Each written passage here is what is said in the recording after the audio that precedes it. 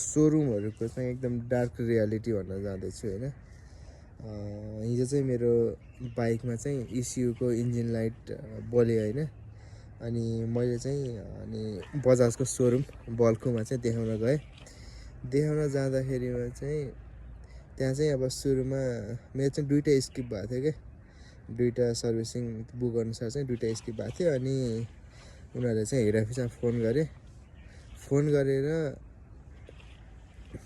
ल हुन्छ सर्भिसिङ गराइदिनुहोस् भनेर भने होइन। सर्भिसिङ गराइदिनुहोस् भनेर उता अफिसबाट आइसकेपछि पनि तिनीहरूले चाहिँ फेरि फोन गरे कि त्यहाँको एउटा दाइले फोन गरे होइन। फोन गरे 2चोटि फोन गरे उसलाई।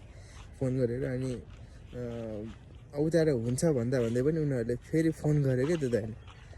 फोन गरेर म एकदम मिलाएर गरिदिन्छु यताउता के गरेर पुरा हल्का कुरा मिलाइ कुरा गरिरहेको थियो क्या। अनि त्यसपछि मैले त्यतिले शङ्का लागिसकेको थिएँ, यो मान्छेले चाहिँ अब हुन्छ भनिसकेपछि पनि किन यसरी 2चोटि फोन गरेर भनिरहेछ भनेर मलाई शङ्का त लागिरहेको थियो। पछि ल हुन्छ भने अब काम सुरु गर्न आउँदाखेरि चाहिँ मेरो त्यो वारेन्टी चाहिँ इनभ्यालिड भन्यो भनेर लगाइदियो क्या। मतलब तिनीहरूले चाहिँ जानी चाहिँ वारेन्टी इनभ्यालिड गराइदिन सक्दो रहेछन् क्या। फोन गरेर हुन्छ भनेको फोन गरेर अनि वारेन्टी इनभ्यालिड छ भनेर भन्यो। अब इस्यु अब किनेको 2 वर्ष नि भएको छैन होइन। किनेको 2 वर्ष नि भएको छैन। अनि 2 वर्ष नहुँदै चाहिँ इस्युमा प्रब्लम आयो। अब इस्यु चाहिँ मात्रै चेन्ज गरिदिने वारेन्टीमा।